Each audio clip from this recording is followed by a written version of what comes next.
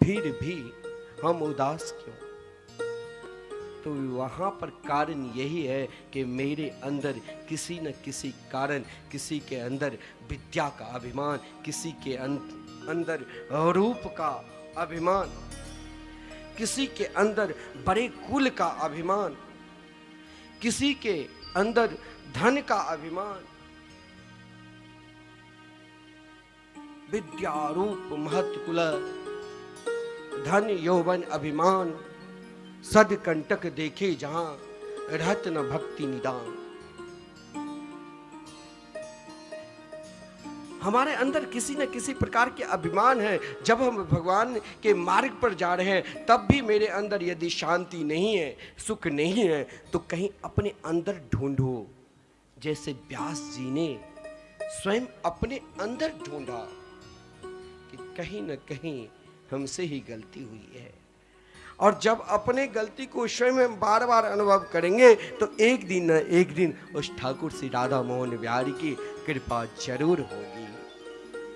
आज कृपा हुई और वही कृपा के प्रसाद देवर्षि नारद जी ने कहा, अभी तक आपने जो कुछ किया सब ठीक है। समाज में हर प्रकार की व्यक्ति है और कुछ न कुछ करते ही हैं। किसी से गलती हो जाती है, किसी से महाराज काम में सफलता भी मिल जाती है। लेकिन व्यास जी को देवर्षि नारद जी ने कहा कि आपका उद्देश्य है कि सब समाज, समस्त प्राणी भगवान से जुड़े, इसके लिए तो आप शुद्ध विशुद्ध नामामृत, भगवान के जो मंगलमय नामामृत रूपे ग्रंथ है श्रीमद् भागवत महापुराण, इनकी रचना करो। एक वयोवृद्ध व्यक्ति है, सब कुछ अनेक प्रकार के ग्रंथ लिखते लिखते थक गए हैं, और फिर उस व्यक्ति को कहा जाए कि अभी महाराज और आप ग्रंथ लिखिए, तो लगेगा कि भाई क्या बता रहे हैं। बाल्यापन से जवानी निकाल दी, वृद्धावस्था प्राप्त कर ली, इतने ग्रंथ की रचना कर दी, फिर भी देवर्षि नारद जी फिर कहते हैं ग्रंथ की रचना करो। एक विश्वास नहीं हुआ। कभी कभी कोई आपके साथी है, मित्र है, संग में सदा रहे हैं, एक साथ चलते हैं, एक साथ बोलते हैं, तो विश्वास दिलाने के लिए अपने जीवन का श्रेष्ठ अनुभव वहां पर व्यक्त करना चाहिए। तो देवर्षि नारद जी भी अपने जीवन का अनुभव व्यास जी लग व्यक्त किया कि मेरे जीवन का श्रेष्ठ अनुभव क्या है। अपने पूर्व जन्म की कथा, ये एक अनुभव है।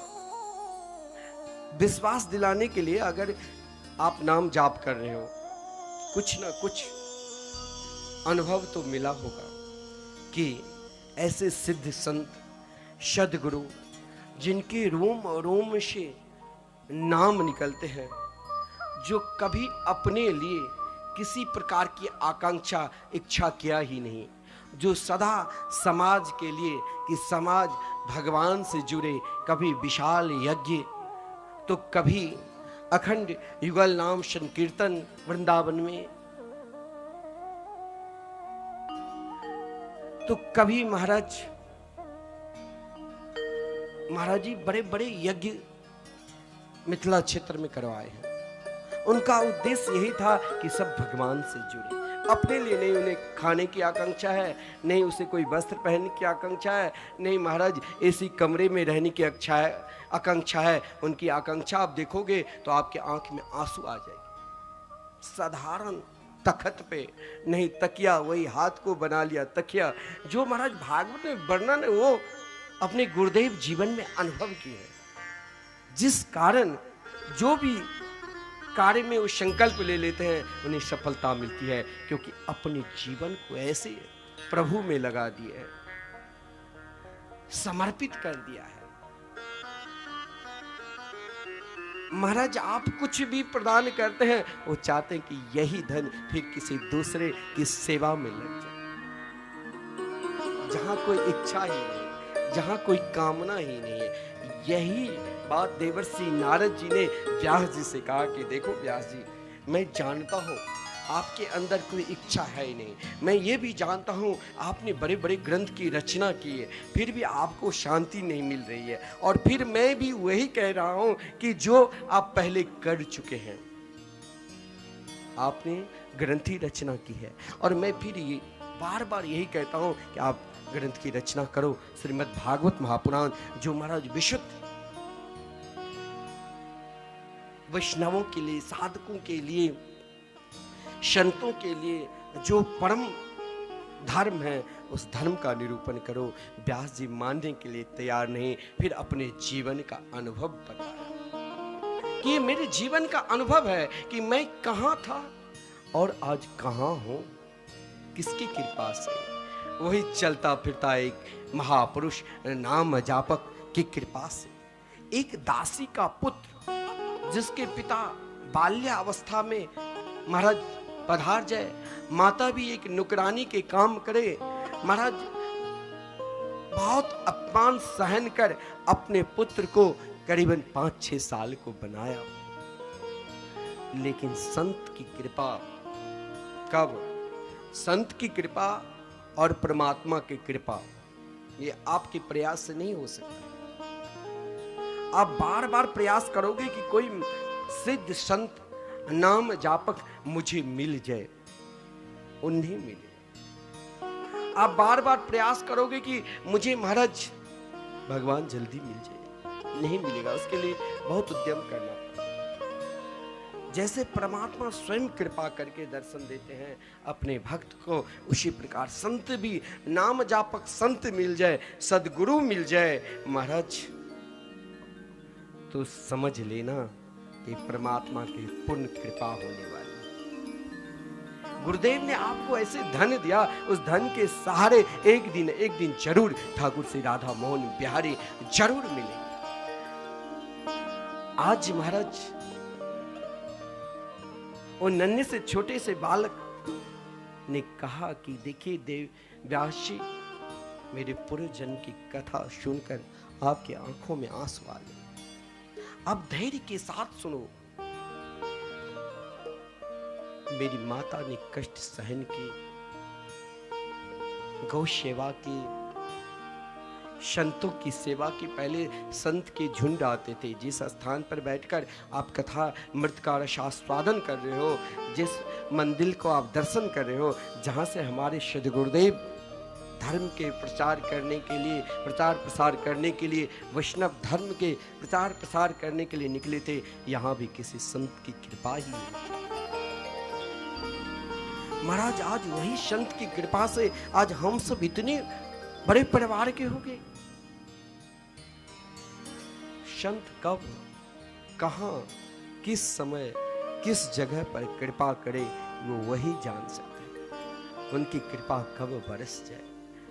बोली वही संत आए थे गांव में महाराज चातुर्मास करने के लिए, और जो चातुर्मास का फल गांववासी प्राप्त नहीं किया, हाँ धन दिया, खूब अन्न क्षेत्र चलाए, लेकिन वो नन्हे से छोटे से बालक बाल्यावस्था में ही संतों के मुखारविंद से श्री कृष्ण कथा सुनकर ऐसे मदोन्मत्त हो गए।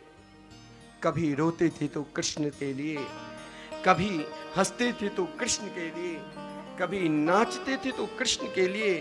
अपने जीवन को एकदम तारों से तार ऐसे जोड़ दिया था कि हर अवस्था में, हर स्थिति में महाराज कभी गुरुदेव बैठकर कहते थे कि आओ बालक मेरे पास, तो बहुत सेवा कर रहे हो। बोले गुरुदेव मुझे दीक्षा दे दो। सदगुरु ने कृपा की, उसे दीक्षा दे दिया, नाम रख दिया हरिदास। पास में उनकी माता भी है, उनके जीवन पर कोई असर नहीं पड़ रहा है, लेकिन उस बालक ने अपने जीवन पर बाल्य अवस्था में ही असर, ऐसा उनके जीवन बदल गए कि वो तो बस बालापन में हरि भजे, जग से रहे उदास, मन में यही इच्छा धरे, कब मिले हरिदास। वही उनकी इच्छा हो गई थी, कामना हो गई थी। महाराज हर हमेशा गुरु के द्वारा जो प्रदत्त मंत्र था, उस मंत्र का जाप करने लगे। ऐसे जाप करते थे, कभी कभी उनके गुरुदेव भी उस परम प्रिय शिष्य को ध्यान कैसे उनके तार से तार परमात्मा के साथ जुड़ गए थे, और कभी जब वो कीर्तन करने लग जाते थे ऐसे मस्त हो जाते थे कि महाराज आइए हम लोग भी पुकारते हैं। हो जरा तारों से तारे मिला के तो देख, हो जरा मोहन को मन से बुला के तो देख, हो प्रभु बंधे हुए, हो प्रभु बंधे हुए, प्रभु बंधे हुए खिंचे हुए चले आएंगे, प्रभु बंधे हुए खिंचे हुए चले आएंगे, हो प्रभु बंधे हुए खिंचे हुए चले आएंगे, प्रभु बंधे हुए खिंचे हुए चले आएंगे। जरा तारों से तारे मिला के तो देख, जरा तारों से तारे मिला के तो देख, जरा मोहन को दिल से बुला के तो देख, जरा मोहन को दिल से बुला के तो देख, ओ प्रभु बंधे हुए खिंचे हुए चले आएंगे, प्रभु बंधे हुए खिंचे हुए चले आएंगे, ओ प्रभु बंधे हुए खिंचे हुए चले आएंगे, प्रभु बंधे हुए गाइए। खिंचे हुए चले आएंगे। ओ मेरे श्याम आएंगे, मेरे गोपाल आएंगे, ओ मेरे श्याम आएंगे, मेरे गोपाल आएंगे, ओ मेरे श्याम आएंगे, मेरे गोपाल आएंगे। ओ मेरे श्याम आएंगे। एक बार तो हाथ उठा करके जय हो।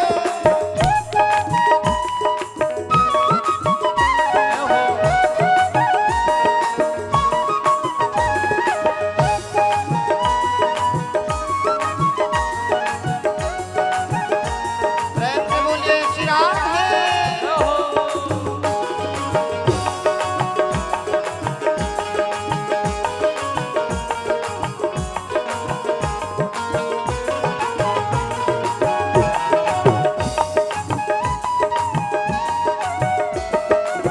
वो पाया धन्ना ने पत्थर को प्रभु मान कर, पाया धन्ना ने पत्थर को प्रभु मान कर, ओ पाया धन्ना ने पत्थर को प्रभु मान कर, पाया धन्ना ने पत्थर को प्रभु मान कर, ओ पाया मीरा ने विष का अमर पान कर, पाया मीरा ने विष का जहर पान कर, ओ पाया मीरा ने विष का अमर पान कर, पाया मीरा ने विष का अमर पान कर, पाया केवट ने धो धो चरण धूल को, पाया केवट ने धो दो चरण धूल को, ओ पाया केवट ने धो धो चरण धूल को, पाया केवट ने धो दो चरण धूल को, उनके चरणों में मस्तक झुका के तो देख, उनके चरणों में मस्तक झुका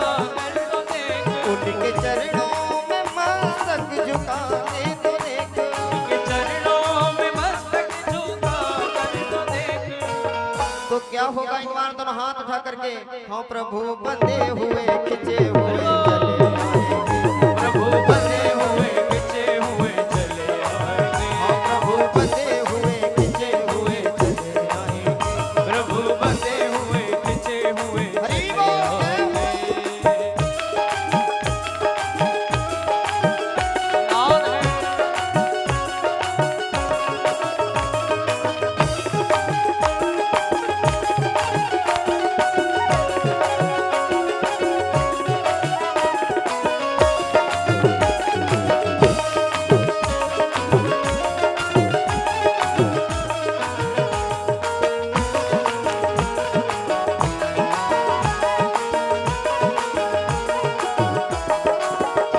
वो है ठाकुर पुजारी तू बन के तो देख, तू है ठाकुर पुजारी तू बन के तो देख, हाँ वो है ठाकुर पुजारी तू बन के तो देख, वो है ठाकुर पुजारी तू बन के तो देख, हाँ वो है दाता भिखारी तू बन के तो देख, वो है दाता भिखारी तू बन के तो देख, उनके दर से नहीं कोई खाली गया, उनके दर से नहीं कोई खाली गया, उनके दर से नहीं कोई खाली गया, उनके दर से नहीं